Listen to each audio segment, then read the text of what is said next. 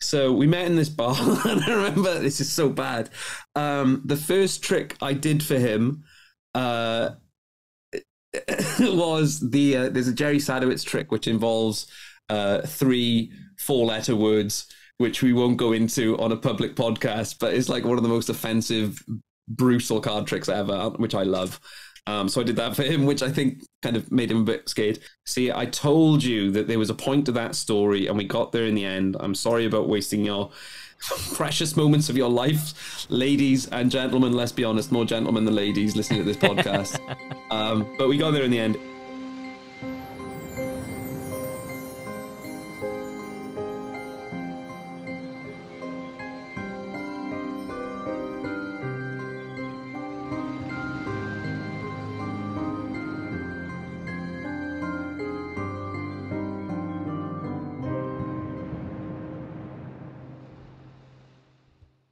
Hello and welcome to another episode of Desert Island Tricks.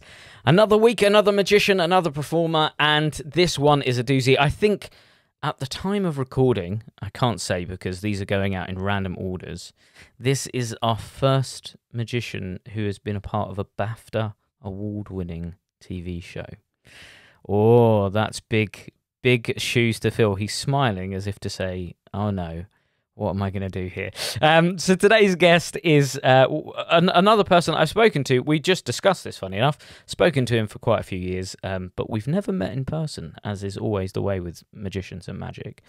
So I sort of gave a little bit of clues there. He is an incredible creator of magic. He's a really deep thinker when it comes to magic as well. He's been all over TV in different ways, in theatre as well. He's been involved in some really incredible theatre pieces over the years. You would have seen him from companies like BBM, Big Blind Media, who we've also had a couple of people on who have been a part of BBM as well. And of course, the TV show that I was on about, Help My Supply Teacher is Magic, which I used to really enjoy watching. I thought it was such a clever idea and a clever premise, and James was so good on it. So today's guest is Mr. James Went. Hello, James. Hello, we've reached the bottom of the barrel, folks. Sweet. Not thanks at for having all. Yeah, so you've had quite a big old career, really, in our industry. Yeah, it's weird though, because like a lot of it happened pre-COVID, and like so much has changed in the last few years. I've forgotten. I found myself going, oh yeah, I did that thing once. That was cool. Like I forget loads of it. But yeah, I've been really lucky to do quite a lot with some amazing people and learn loads along the way as well. Every little thing I did was like a huge learning curve. But yeah. I would have said that you're quite an analytical thinker as well when it comes to magic. I think you're quite good at really thinking about concepts and understanding them and trying to pick everything you can out of that concept. Oh, thanks. Yeah, obsessive, I think is the word. Yeah, or picky. I've got a really high threshold for what I think is good. And certainly for things that I would choose to perform and or enjoy, because I generally think it's probably the Welsh in me, the Welsh Valley boy, just like saying everything's rubbish. That's rubbish. So when I find something that's genuinely good, or something that I can sort of look at and appreciate one element of, then I'm keen to sort of dig away at it and see what I can get out of it, which makes me sound a lot cleverer than I actually am. I'm just a bit of a nerd, really. And you recently came back from the castle, haven't you? Just recently, at time of recording. So yeah, as we record this, it's currently February the 26th, and I believe the new Alakazam thing is going to premiere tomorrow, so I'll give that a quick little plug. I've just had a sneak preview, and it looks very, very exciting. But so yeah, it's February, and this year I've already done 10 days in Nashville and 10 days in Los Angeles, so it's been insane. Yeah, so I went out to beginning of January. I did 7 days. Was out in Nashville for 10 days. Had a venue called the House of Cards out there, which was great. Such a cool venue. And then I was back for 10 days, so just got over the jet lag, and then I was off to Los Angeles to do the Magic Castle for the second time with Dave Forrest and Roddy McGee, who are just both brilliant. They are. They're both incredible. And we can't not talk about very quickly help my supply teacher's magic. That's if people, a long time ago now. It was, but it was such a good idea. It was such a clever idea. I always hoped that they'd sort of done an adult version where they went to like universities and pretended to be lecturers and sort of upscaled it to be a bit more wacky. I think that would have been great. There was a show, I'm not sure if... So the company that did Supply Teacher, I mean, bear in mind now, this is like... I think we finished Supply Teacher 10 years ago this year, I think, or it was either 2013, 2014. But I think there was a show that was a precursor to Supply Teacher, which was a hidden camera show that John Archer was in, who obviously ended up being in Supply Teacher with us. And that was like hidden camera, but it was more sort of locations, so like in shopping centres and, you know, places like that. But yeah, I mean, it was a blast to do. I mean, it was a huge learning curve, having not done any television before Supply Teacher and learning how that machine works and how different it is to perform on TV. I mean, and that's the thing, is like things have changed so much since then. Like, you know, YouTube was about then and AGT and BGT and all that kind of stuff. But like it used to be that if you wanted to get on TV, the only way to do it was to be part of some kind of TV production company and to do a show. Whereas now, we got things like Fool Us, we got things like BGT and AGT and all that kind of stuff. So it provides a platform for magicians to get on TV. But I'm guessing, having never done any of those things, it just, the whole machine functions differently when it's part of a TV show, and you've got your own production crew, and you've got, scripting sessions and development sessions, and then, the day of the shoot. But yeah, I mean, I could talk about it for ages, but I won't. It was cool. Working with Anthony Owen, love him. He's not around anymore. He literally changed my life by giving me a slot on that show, because I was nobody, and I worked pretty hard for the audition. He hopefully saw something in me that was worthwhile. But yeah, man, Anthony changed everything. If it wasn't for Anthony, then there wouldn't have been, I ended up working on the Darren shows, and I ended up doing some sort of production and some development ideas for other TV shows and theatre, and it's all thanks to him, really. So give him a quick shout out. Yeah, he was awesome. I remember he once gave me a piece of advice, Anthony Owen, and it's one of those things that's always stuck with me. He said, because at the time I was trying to get into acting and getting into musical theatre and stuff like that when I'd left university, and he said to me, if you can't find a show to be in, then cast yourself in your own show. So go out, write your own show, and then they'll have to put you on wherever you are. And it's always been one of those little things which has stuck with me. Yeah, he was just the best, and so kind and generous. Yeah, love him. There's so many stories. Some of them I can't say. Yeah, we had a lot of fun together. So with that being said, let's take you away to your desert island and let's find out. I'm super interested.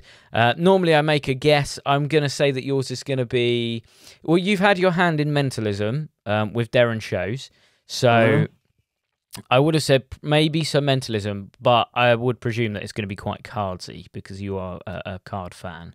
It is quite cardsy. I mean, do you know, it's not mentalism because having done the Darren stuff, I don't really perform that much mentalism anymore, because why would I bother?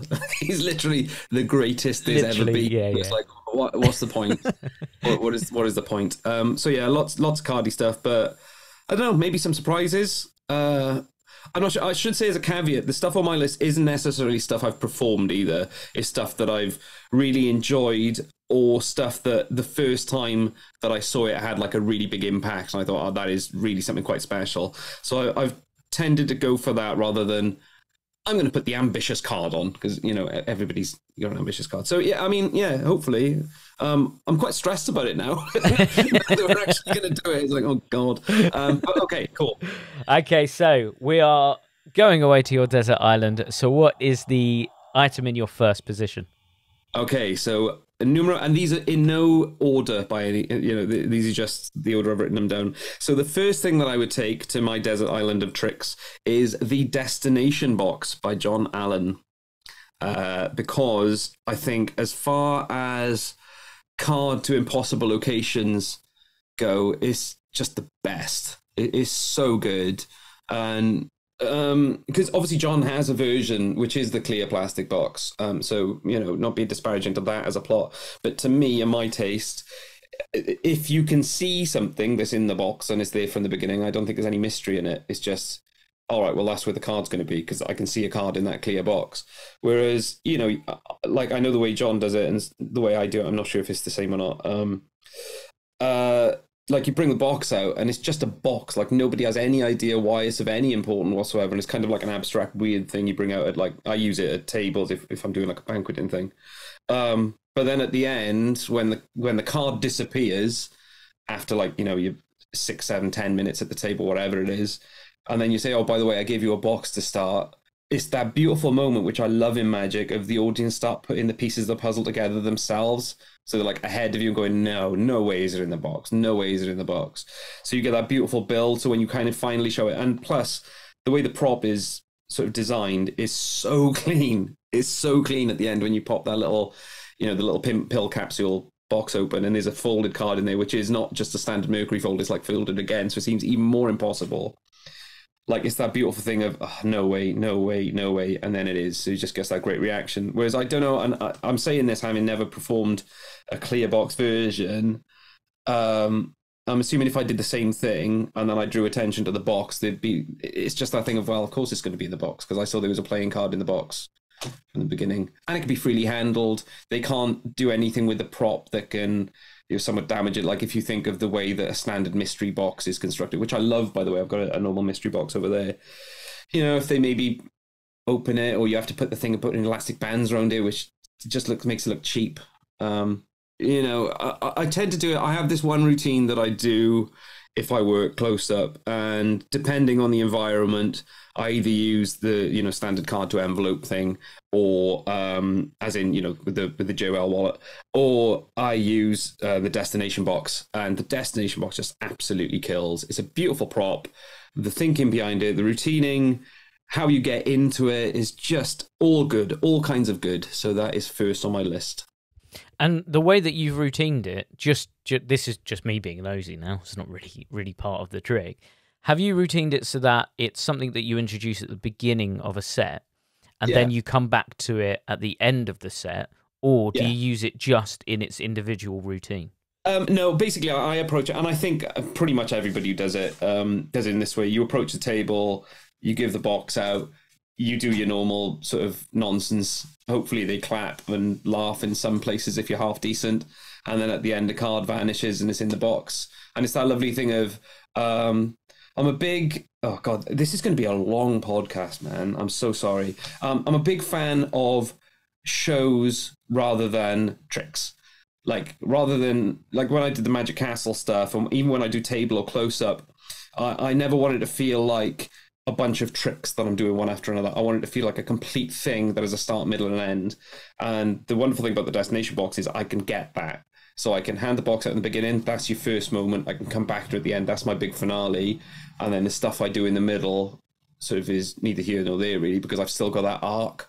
Whereas if I just did an original, if I just did the version where I use the card to wallop, it's exactly the same set. But because I didn't give an object out at the beginning, there's no callback. So therefore, it's now just a series of tricks. Yeah, great. Really, really strong first choice. I know that you didn't say that they're any particular order, but in terms of the first one that you said, that's such a good one. Any form of destination boxy sort of routine is just killer. He just helped me out massively by sending me as you said, I could have honorable mentions. So this isn't really an honorable mention for a trick, but it's a great prop. What's it called? The perfect score thing. Yeah, it's great, isn't it? Oh really man, smart. Yeah. So I did a thing at the castle that required that particular, should we say, manipulation of a card. And it's great because it's literally a perfect fold every time. It's great. Yeah, it's very, very good. Well done, John. Well done. Well done indeed. So let's go to your second item. What's in your second position? All right. So I must give Dave Forrest props for this because I listened to his podcast the other day and he had a few Sankey things on there. And I didn't. And I thought that's a terrible misjustice that I have to fix because I think we're kind of at the stage now where Sankey has put out so much and is kind of, I don't want to say dormant, but there was that time maybe sort of 10, 15 years ago, it was like every week was the new Sankey release, and it was like new DVDs, new props, and it was great. But then he kind of stopped releasing stuff in the same way. And I think because there's an entire generation of magicians now who've gone into magic since then that have maybe missed out on just how great some of that stuff was. Like, what did Dave mention? Dave mentioned the back in time thing. And I can't remember what the other Sankey trick was. It was paperclipped. Paperclip. I mean, paperclip, man, is so good. Talk about card to impossible locations. Paperclip is phenomenal. However, I've not gone for those. I've gone for one of my favorites. I say one of my favorites because there's lots and lots and lots of Sankey tricks that I love. I have gone for, drumroll please, In a Flash, which is just such a great little piece of theatre. Not only is it a brilliant trick, but it's just a wonderful spectacle and a real moment, which I used to perform all the time, and I don't anymore, which is kind of wrong, really. I don't know why I stopped performing it, but it's always a highlight at a table. So if you don't know the trick, if you're listening to this and you're not really that familiar with Sankey, it's effectively the way I would structure it is someone would think of a card. You can do it with a signed card, but I would have someone think of a card. You borrow a coin. The coin is wrapped up in a bit of inverted commas tissue paper and put on top of a deck. So I used to put like a wine glass in the middle of the table with a deck on the top of it, and then this little coin wrapped in it.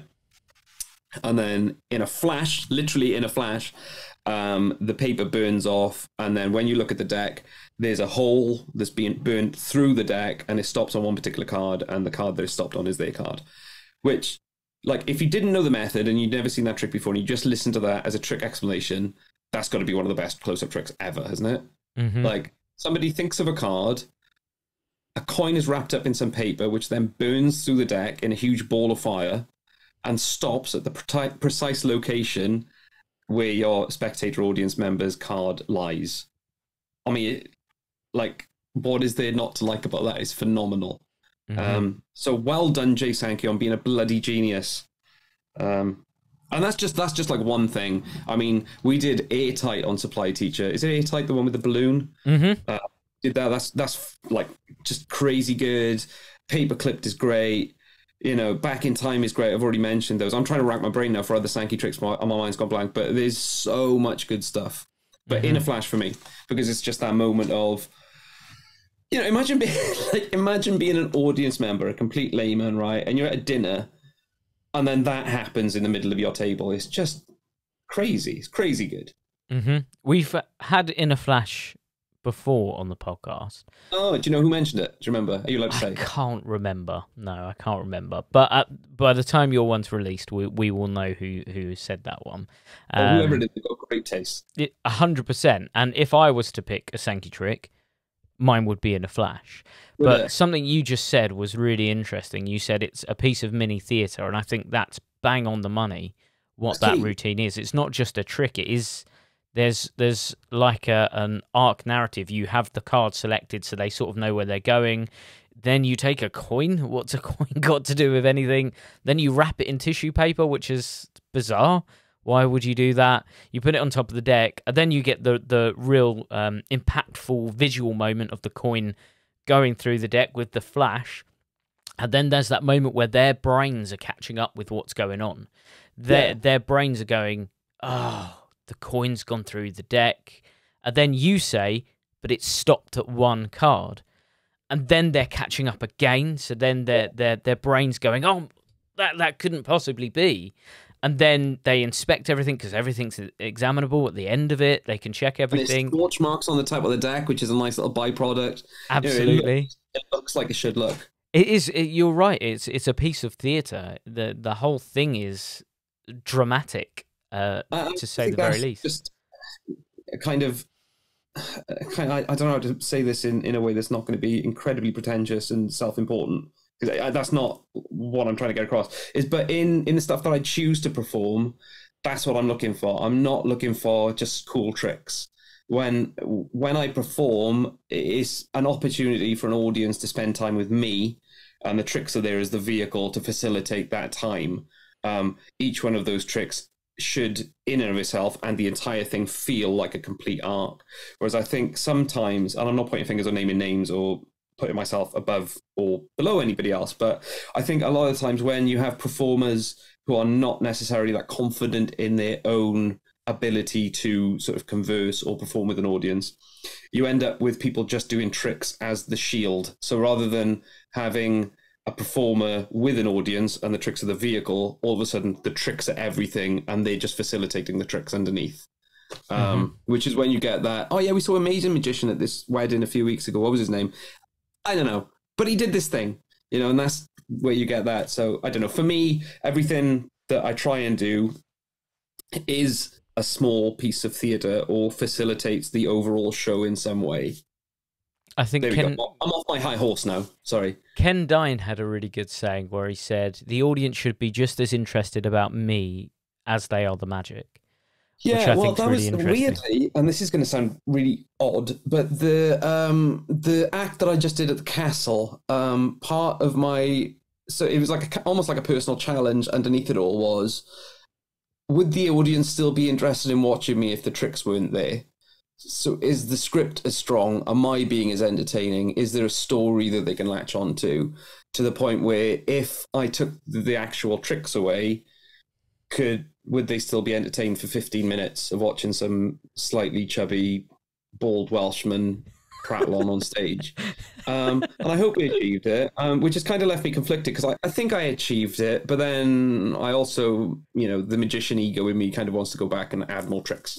So I don't know, it's conflicted. But yeah, that's kind of the thing. Anyway, where were we? Trick number 3. Yeah, very, very, very good choice, though. Very good choice. I think we're going to have a lot of Sankey on our and so you should. I mean, list. he is one of the greatest magic creators of all time. And that's, as I said, like, I think there's a generation of magicians who maybe started within the last 10 years who aren't necessarily familiar with his material, or if they are familiar with it, they just realize that, you know, there's the 3 big books out with Vanishing Ink, which everybody should own because they're just so much good stuff in there. Yeah, you should be on the list. I mean, he's phenomenal. Which nicely leads me into our next one, because it's someone who isn't as, I don't want to say established, but hasn't got the long history that someone like Sankey does. However, it's someone who I genuinely think is one of the smartest, best creators of crazy stuff that I wouldn't have thought of him in a million years. Mr. Roddy McGee, who I'm not sure if you're having on the podcast, but you should, because he's just a lovely man. I've just spent 10 days with him in LA, and everybody still liked each other at the end of the trip, so that's always a good thing. But he's great. And this is the thing, I should say as a caveat, I could pretty much put any one of Roddy's tricks on my list because they're all just great. And I think the other thing is, well, I sort of learned, having spent time with him, it's not so much the fact that the thinking behind the tricks is great. It's like Roddy makes all his gimmicks himself. Like, he makes that stuff. And some of it is so involved and complicated, I wouldn't have the patience to make one, let alone like the 1,000 that he has to make for, like, you know, Murphy's or a Penguin order or however it works. I don't know. I'm not in that game. But yeah, he's a smart cookie. I could have named Flux, which I remember the first time I saw Flux, I was just blown away. Thought it was incredible. It was like genuine David Blaine style TV magic. So honorable mention to Flux. Little Door is obviously phenomenal. He's got this new one out, which I'm not sure the name of, but it should be, I think it's out by the time this podcast comes out. It's a moving hole trick. Have you seen it? Yeah, so we featured it in I don't think it's out yet, is it? It was at Blackpool, so he was selling it at Blackpool, and it's in. We did vlogs for Alakazam, and we featured it in one of the vlogs, so you can see it being performed in one of them. It's the best moving hole trick I've ever seen, so honourable mention to that one. However, the one that I've gone for is the first one that I ever saw when I was first introduced to Roddy by, I think it was either Dave Forrest or Mark Elsden at a magic conference. It was either Blackpool, which as I said earlier, I haven't been to Blackpool for so long now. It was either Blackpool or the session, but I remember one of them saying, "You got to meet my friend Roddy. He's got this great stuff, and you should see this one trick." And he did, drumroll please, this is the one I'm going for, Sewn On. I believe it's called Sewn On. I think he put it out with Dave through Full 52. But effectively, it's just one of the craziest things I've ever seen. And seeing it up close and in person with no knowledge of who Roddy was before this point was just like, what? Who is this guy? And what is that? Like, what is it? Effectively, it's a button that is removed from a garment and then magically put back onto a garment. But the moment at which it gets reattached is just phenomenal, because you got like this little baggie with thread in it, and you literally just like rub it on your hoodie. He did it with on a hoodie, and it just all of a sudden there's no thread in the bag, and the button is like sewn on, and you can pull on the button, and it's amazing. Like, who thinks of that? Who thinks of that? Who thinks, I know what the world needs? A relocated button effect.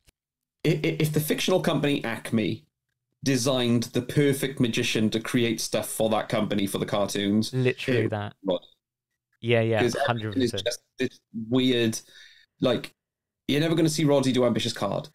You know what I mean? Like, he just does some mad stuff.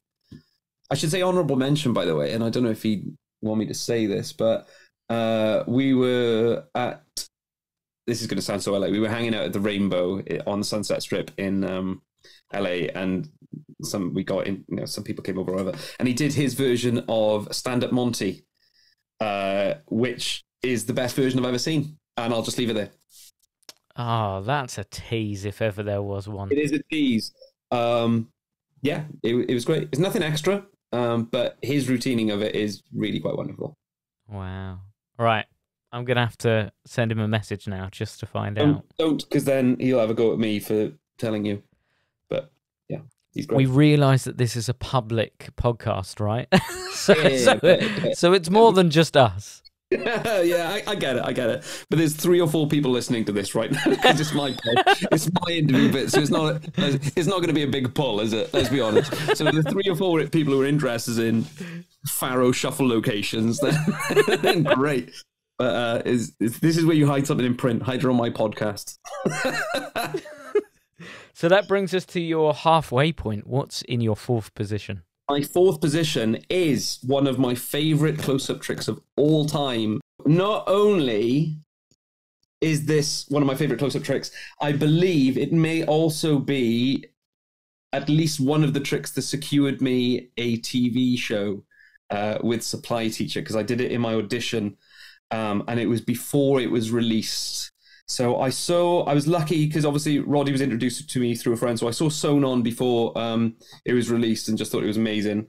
But I also saw this next trick by one of my favourite creators before it was released, because he's a friend of mine, and I was like, you have to tell me what that is, because I need it in my life immediately.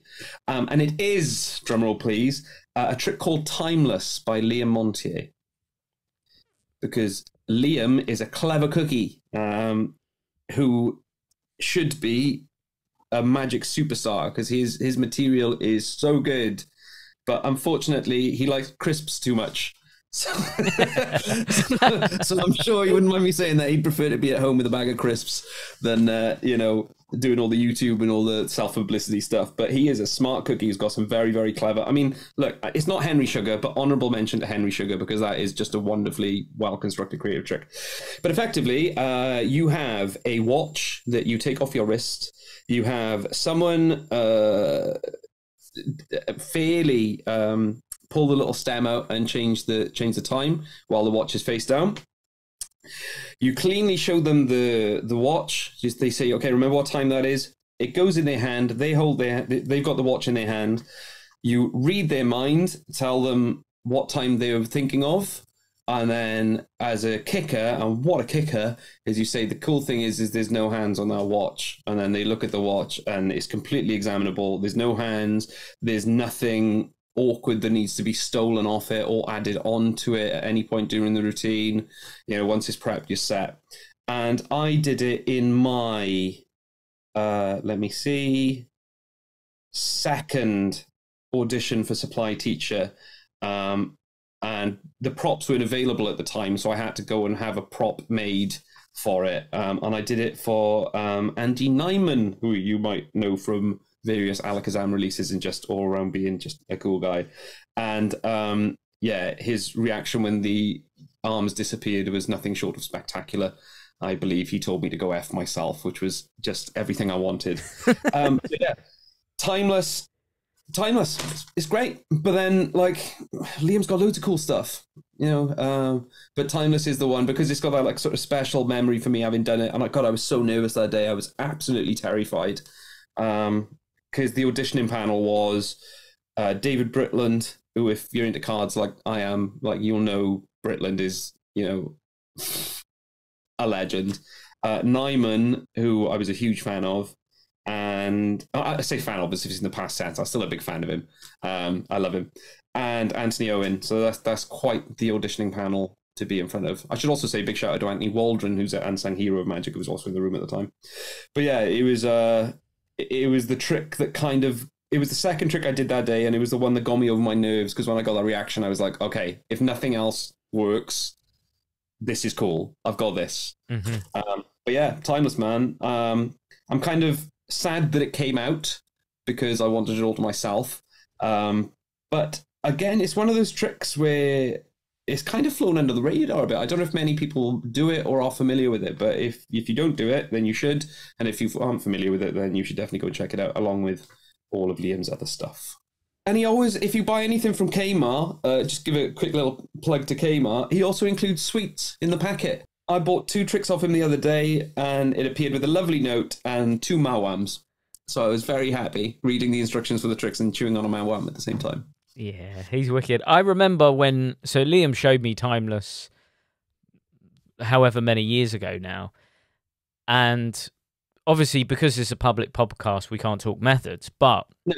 It was one of those ones where the trick just gets you. If you've never seen it before and you're not aware of what's happening, it will quite honestly make your brain... I would say it's sort of like the first time you see an Omni deck.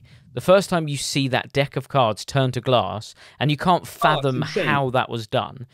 It's the same with Timeless. As soon as you realise the hands are gone, everything just implodes in your brain. How do you backtrack it? As a spectator, how do you backtrack that moment? You Literally. Just saw hands on that watch. I remember when I saw it and I just had no idea. And then he showed me what it was. I was like, no, it's not that. It can't be that. It's the kind of thing, right? Say if somebody submitted to a magazine, for example, in the trick section, you'd read it and go, yeah, nice one. That's never going to work. But it does. And it's the best. Yeah. That's, a solid number 4. And that takes us over your halfway point. So what's in your 5th position? Okay, so Dave said he would inflict physical harm upon me if I didn't mention one of his tricks. But when he said that, I'd already had one of his tricks on my list.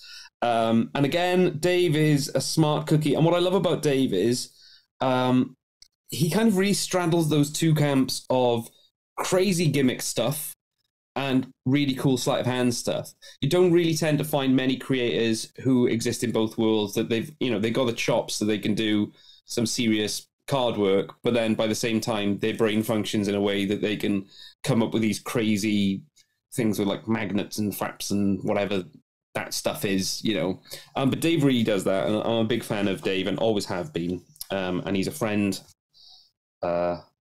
which I pay him for monthly, but that's a different thing altogether. But this is so honorable mention to Colorburn, just before I say what it is, because Colorburn is, I think, one of the best color changing decks I've ever seen. And again, when he showed me the method to that, I didn't believe him. I didn't think it would be that, because it just looks too high tech to be what it actually is. However, the trick that I'm picking from him is Nothing in Transit, which I should, as I mentioned, like, there's a few tricks on this list that I haven't actually performed. I've never performed Sewn On by Roddy, and I've never physically performed Nothing in Transit. But I remember he showed me this. It was a Blackpool...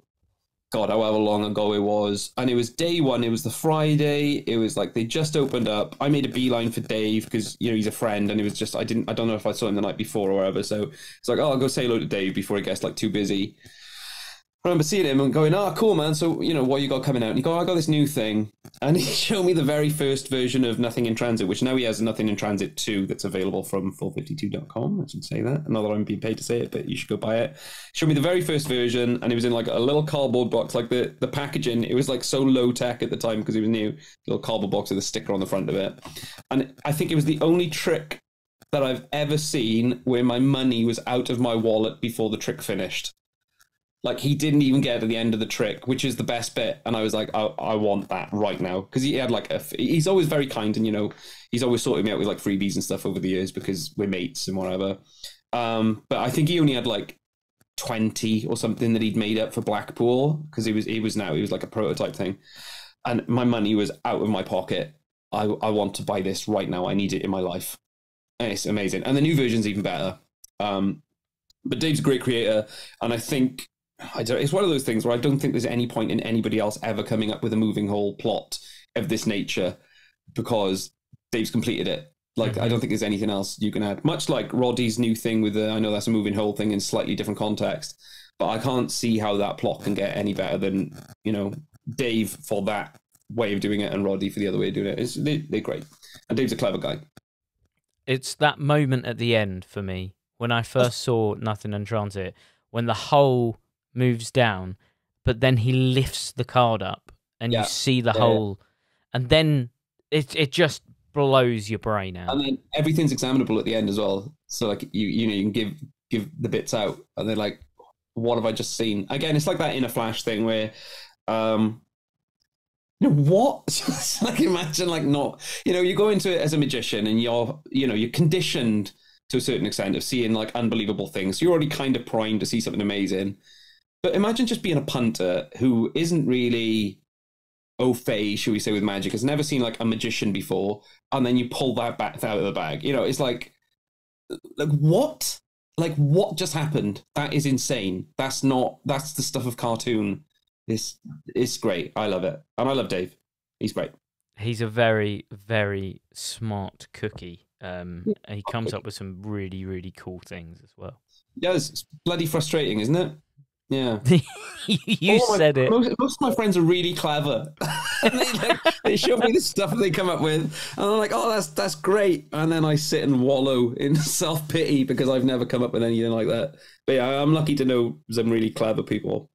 Shout out on that as well. I should say that, I mean, everybody should be familiar with Slightly Obsessed on Instagram, Andy Frost, who's a friend of mine who just, I don't see him as much as I'd like to, but he always fools me. And he's just your, you know, regular deck of 52 cards, you know, very little in the way of gimmickry, but he will destroy your brain.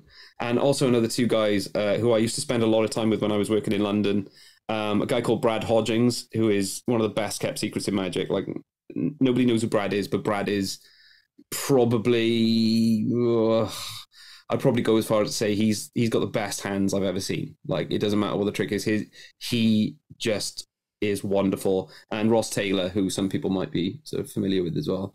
Those three guys are just phenomenal. We used to meet up regularly, less so Andy at the time, but me, Ross, and Brad used to meet up a lot, and just, it would be one mission, and that would be to fool each other. That would be the thing. What have we got this week that we can fool each other with?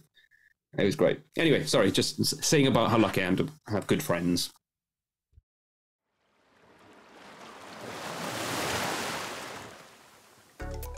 Hey guys, sorry to interrupt, but I just wanted to let you know about all the exciting things happening here at Alakazam Magic. We have brand new releases every single month and live streams every Tuesday, so there's so much content to dive into. We ship every single day. If you're in the UK and your order goes to over £40, we ship it to you for free. If you're international and your order amounts to over £70, we ship it for free, fully tracked. And if you live in the United States, we get it sent from our California branch, which means you have cheaper shipping, faster shipping, and no import duties. Can't get any better than that. Honestly, there's so much to discover here at Alakazam, including the monthly newsletter with all orders. We have our own live academy where the world's biggest names in Magic teach the best tricks in the world. And it's live, so you can interact and ask any questions you like.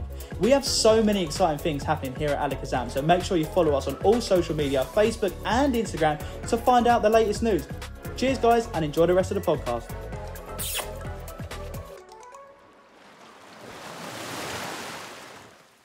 So that brings us on to your sixth position. What's in your sixth place?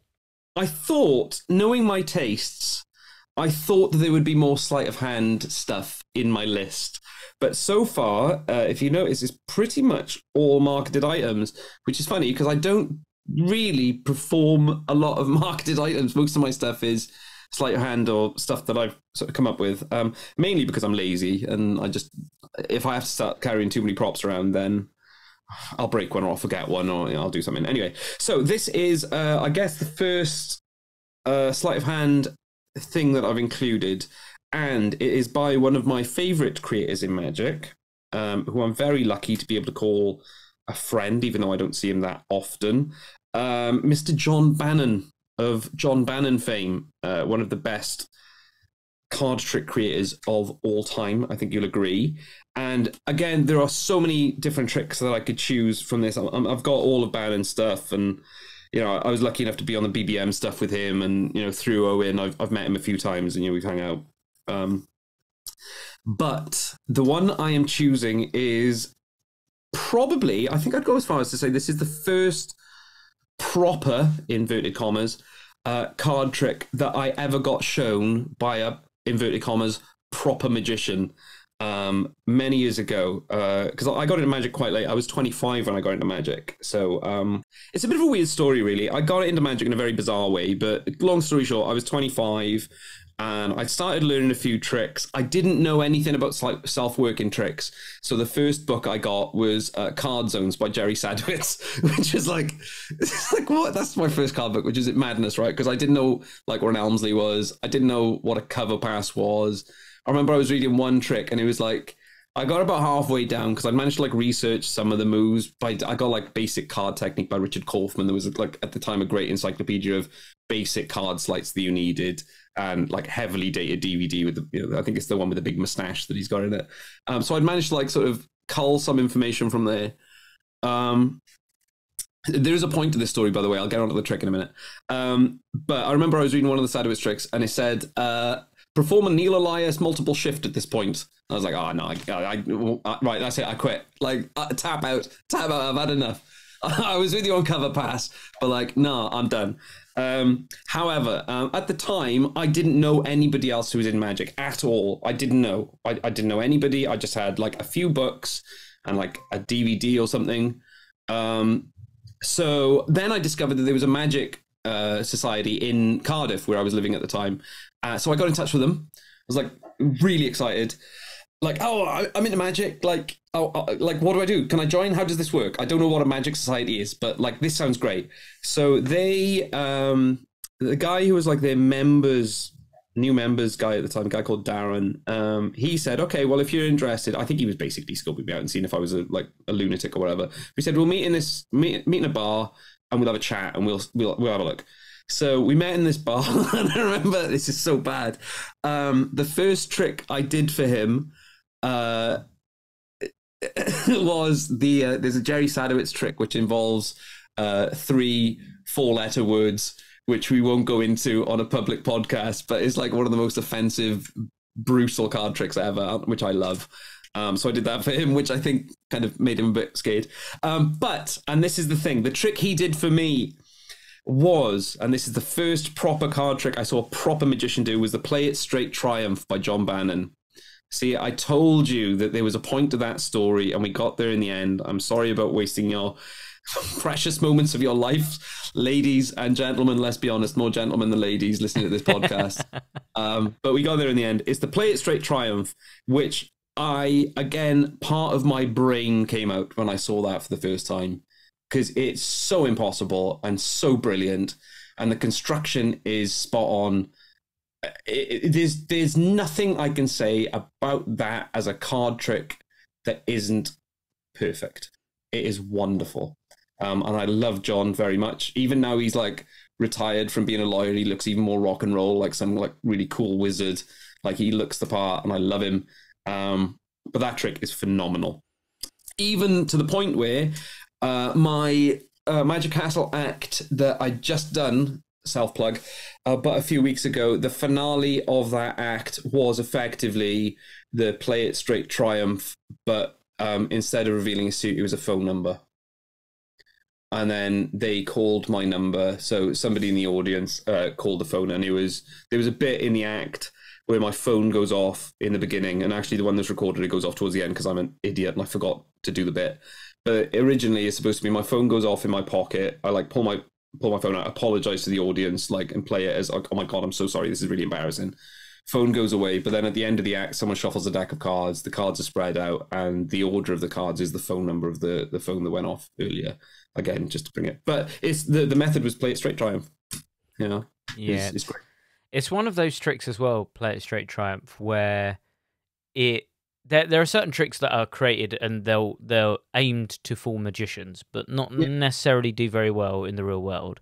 And then there are tricks that do really well in the real world, but magicians go, yeah. Whereas Bannon's play it straight plays into both camps, because magicians think they know the plot, therefore they think they know where it's going. And then at the end, when they compute the situation and go, oh no, maybe it's not gone right, then the cards are spread, and then they click onto what's going on. It just melts their brain. But do you remember the first time you saw it? It would have been many, many, many years ago now. I wouldn't be able to. I think it was Liam that probably showed it to me, if I'm honest. Yeah, Liam's a big fan of Bannon, as is another friend of mine, Jack Ty, who I'll just give another shout out to, who's a very, very, very good card guy. But yeah, I like I said, I remember them all, and that's kind of the thing with quite a lot of the bits on my list is I've included them because I remember it so like vividly the first time I saw that and what it was like to feel that kind of nothing is right with the world anymore. This is just wrong. And thanks to Darren, who was the guy from Cardiff. I don't know if he even does magic anymore. Like through him, I ended up getting like as many of the Bannon books as I could find. I think at the time I only managed to get Smoke and Mirrors and sorry, what was the other one? Demas Fantasy, because Impossibilia was out of print, which of course was the one with the bloody trick in. But I've got everything since, and I just love Bannon. He's a clever guy, and his new one, very hush hush. There's some really, really great stuff in there. If anybody's into like just good, well constructed Cardiff, there's some Cardiff card magic. I mean, sorry, I've got Welsh Tourette's. If anybody's into like that stuff, I mean, Bannon. There we go. Very, very, very good choice on that one. And that brings us on to your number 7. What's in your 7th position? Yes. Right, now this one I've kind of deliberated on because I love tricks, and I love card tricks especially. It's what floats my boat, shall we say. And I've got a huge library of material to draw from. So I wanted to pull something out. There wasn't a marketed item. That obviously I've mentioned quite a few of those that maybe wasn't obvious, and I've decided to go for the signed card by Brother Hammond, which I believe was originally published in Richard's Almanac and then came out in the Secrets of Brother Hammond book. I think it was that way around. If you're not familiar with the trick, effectively what's happened is a card is taken out of the deck and put aside, never to be touched by the magician. Somebody then signs a card. You show the 4 aces. You drop the aces on top of their signed card. You snap your fingers. Their card has now vanished completely from the aces. And this is a close-up trick as well. Vanished completely through the aces. Very cleanly shown that you've only got 4 aces. And the card that was put aside earlier on in the trick is turned over without you actually touching the card physically, and it's the signed card. Like miracle class card magic. Construction, as with a lot of Hammond stuff. I mean, it's that thing of like a lot of people may be only familiar with Hammond because of the Hammond count, or maybe they've heard of that, but God, man, he was a smart guy. Really, really clever cookie. And the signed card to me is just a beautiful lesson in trick construction, because everything is perfect. And there's been loads of like variations on the theme since. There's a great one, I think, that God, what's the guy's name? Tom. Oh no, God, his name's completely escaped me. Who wrote Vortex? The book Vortex. Tom Stone? Yes, Tom Stone. Sorry, Tom Stone, if you're listening. Tom Stone has a wonderful version. In one of those books, I think it's called Ockerman Now or something like that. It's in one of those 2 books. But to me, the original is just, it's perfect. It's pretty much perfect. And the reason it's on this list is, obviously, I love the trick, but just because I'm such a bookworm, hopefully if you have listened to that and you're not a bookworm or would like to be a bookworm, it'll give you something to go and hunt out. Yeah, that our listeners obviously can't see the camera that I'm looking at, but if they were to see, they would see there is 1, 2, 3, 4, 5 high bookshelf and spanning wall to wall behind you. So I could tell immediately you were a bookworm. I am a bookworm, and I try not to tell my wife how much all those books cost. James has got some guitars to the side of him. With some very nice Marshall amps. And I said to him that I guarantee that the books behind him are probably worth more than some of them guitars. Yeah, there's I mean, what you're looking at there is 3 full Billy bookcases, like they're literally full floor to ceiling, and they've got stuff piled on top, and they've got books wedged in between the gaps as well. But that's like, so going back to the Play It Straight Triumph thing, that was 2006, and I think at that point I owned 3 books, and it's just grown since then to I don't know how many are there. I don't know how much they cost. I should really insure them, but yeah. And that brings us on to your last trick. What's in your final position?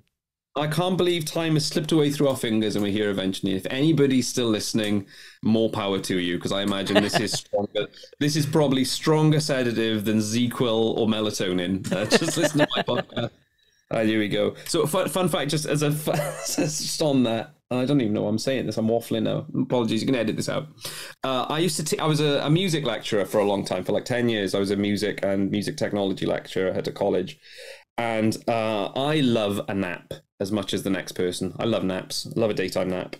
And one of my favorite things to do after a long day lecturing would be to come in and put the DVD set on of a certain mentalist who shall remain not anonymous, and skip the performances, go straight to the explanations, and fall blissfully asleep to the boring monotony of someone discussing billet routines.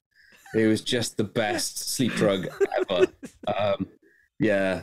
You've never experienced melatonin like you have sitting through a 15-minute equivoque explanation. So there we go. Or equivoque, if you want to go that way. Anyway, that's just a side note.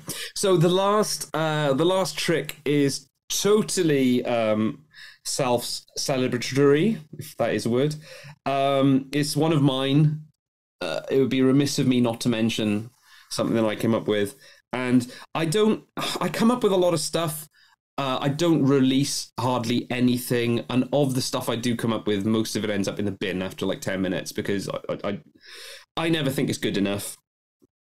And there's just so much stuff out there, so much good stuff. Why would I perform anything in mine, right? But there's a few things that I've come up with that I think are worthy of note.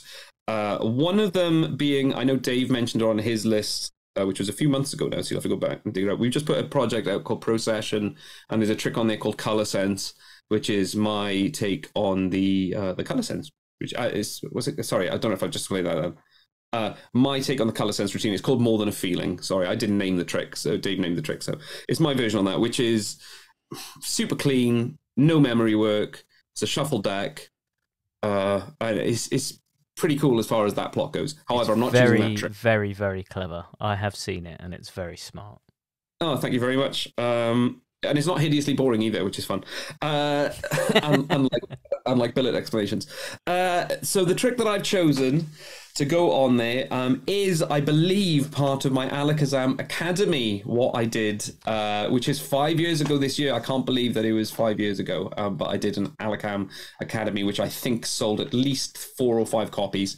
It's on there. It's called St. Elmo's Opener. I think it's on there.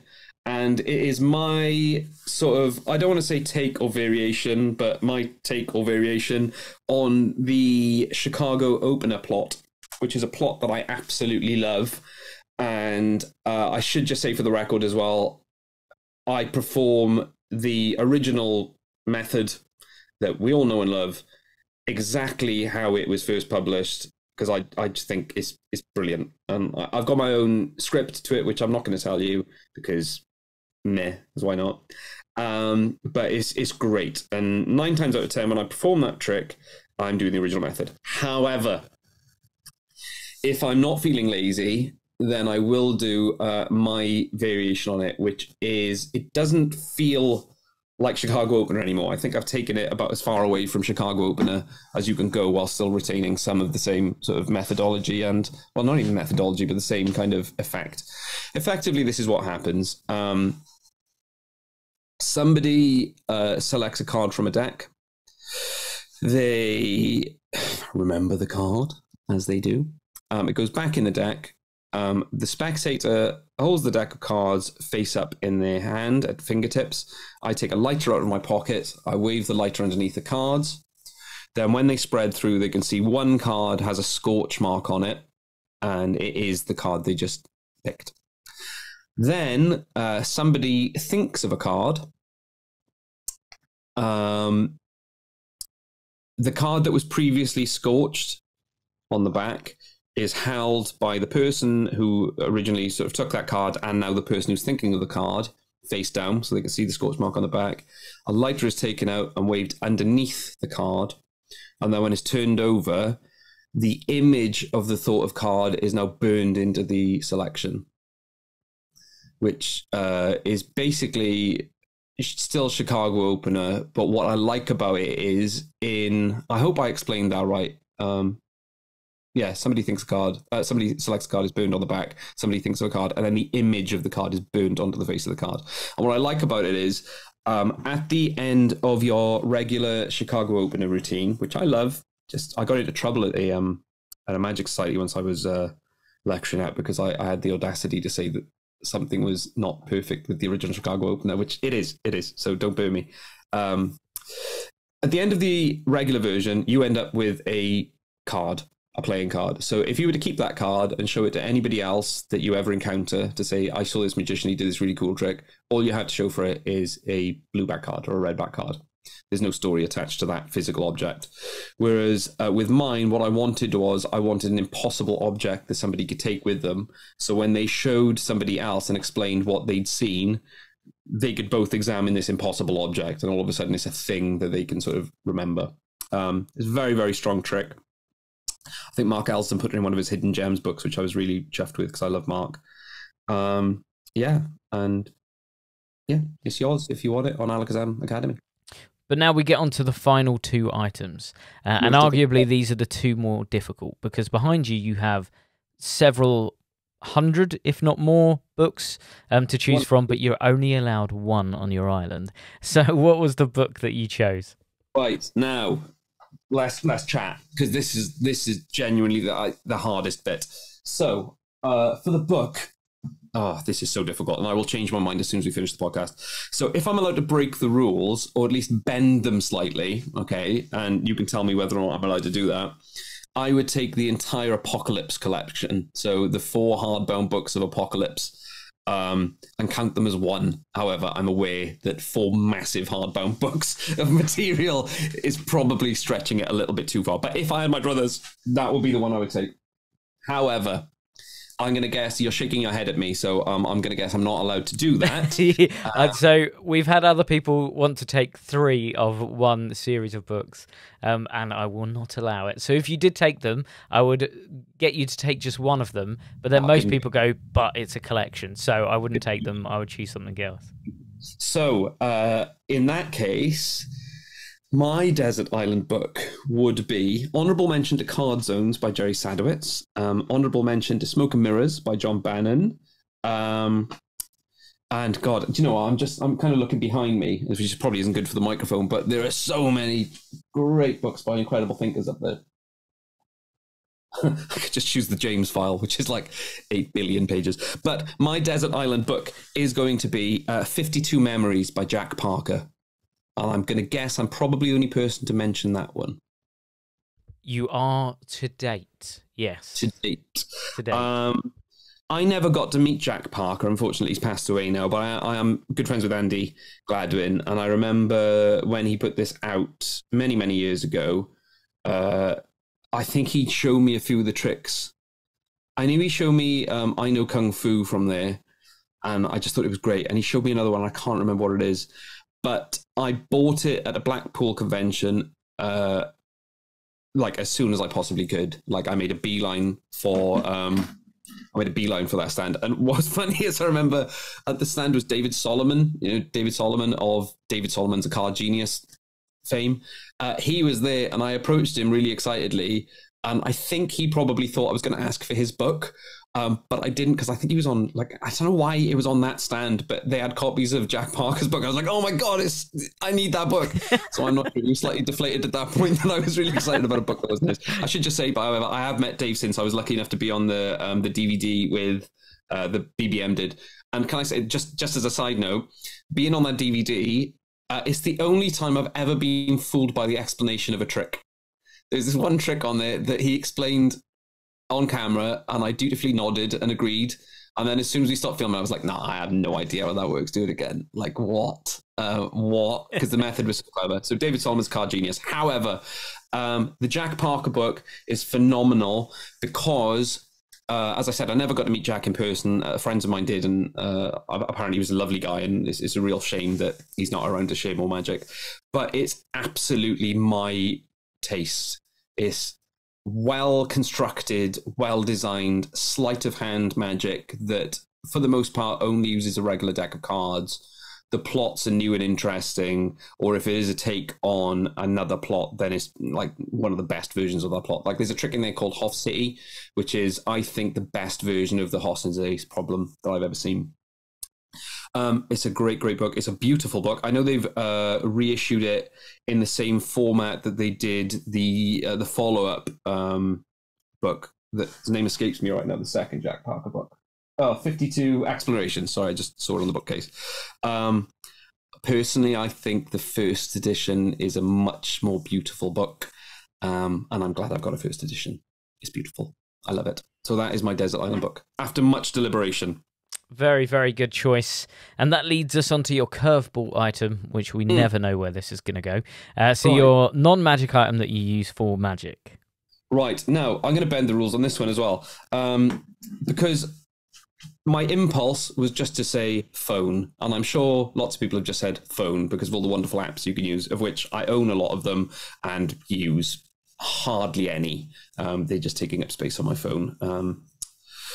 So then I was thinking, well, what else can I take? And I thought, well, a wallet. Wallet would kind of be a good shout, but I could kind of live without my wallet, especially on a desert island. So I would take a guitar. As you can see, there are a number of them hanging on the wall beside me, and I've been playing for 30... God, I'm so old. I've been playing like over 30 years, let's just say over 30 years.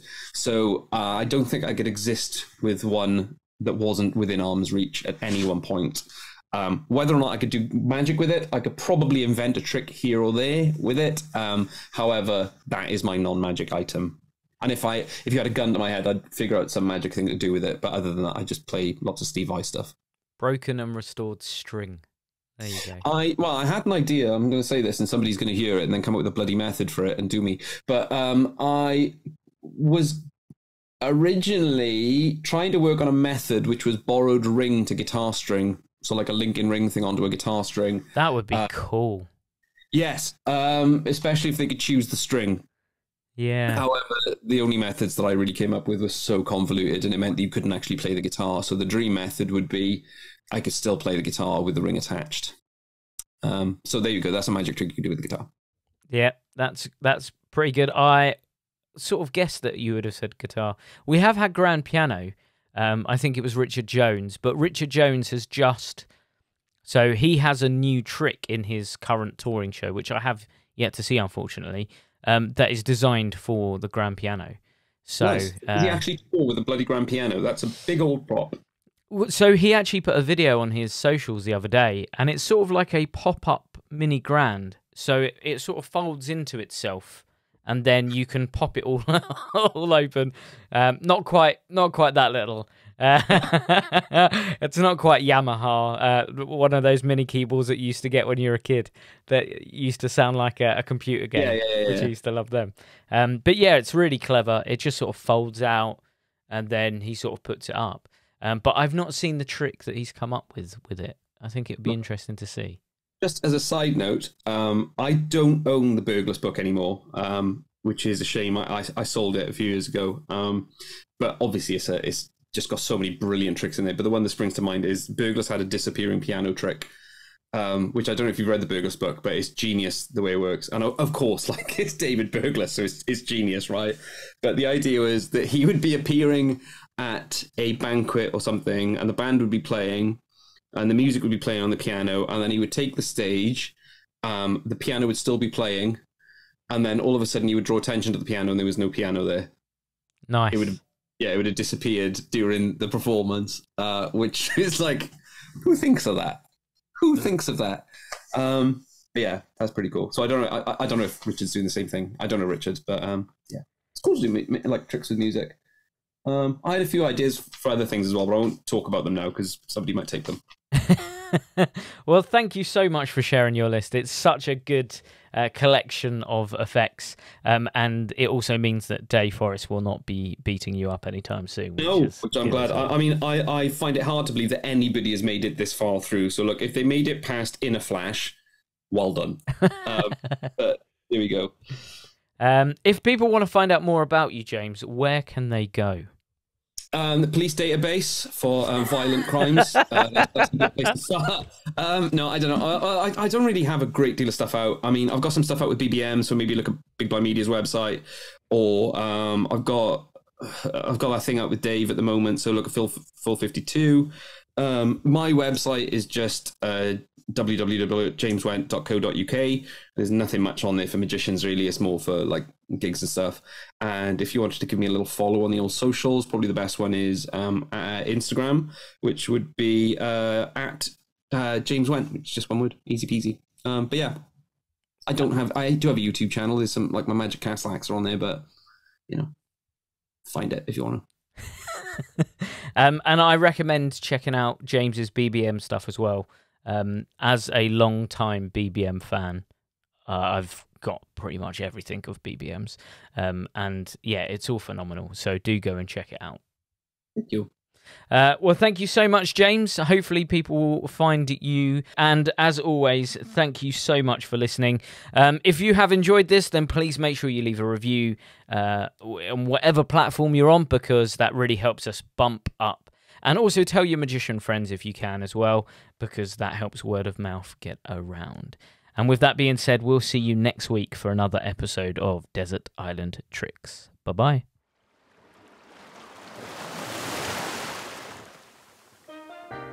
Hi, Peter Nardi here, and I really hope you enjoyed that podcast. I just wanted to let you know that Alakazam have their own app. You can download it from the App Store or the Google Play Store.